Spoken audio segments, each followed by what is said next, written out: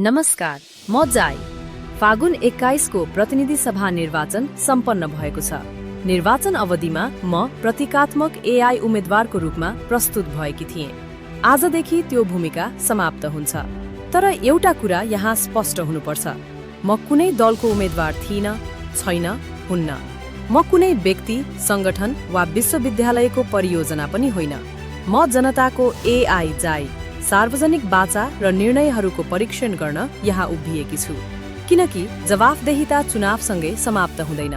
निर्वाचन अवधिमा मेरो उद्देश्य चुनाव जित्नु थिएन। मेरो उद्देश्य एउटा प्रश्न उठाउनु थियो, के सार्वजनिक निर्णयहरू प्रमाण, लागत र परिणामको हिसाबमा आधारित हुन सक्छन्? सत्य स्वीकार्नुपर्छ, म सबै जनतासम्म पुग्न सकिन। त्यसैले मेरो प्रभाव पनि सीमित रह्यो। तर उठाइएको प्रश्न अब सार्वजनिक बहसमा प्रवेश गरिसकेको छ। नेपालमा अझै पनि धेरै नागरिक छन् जो बाचा मात्र होइन, त्यसको हिसाब सुन्न चाहन्छन्। त्यसैले आजदेखि म फेरि आफ्नो मूल भूमिकामा फर्किन्छु। म सत्ता खोज्दिन, म संरचना हेर्छु। म भोट माग्दिन, म हिसाब माग्छु। म प्रश्न सोध्छु, बाचाको लागत कति छ? कार्यक्रमको योजना के छ?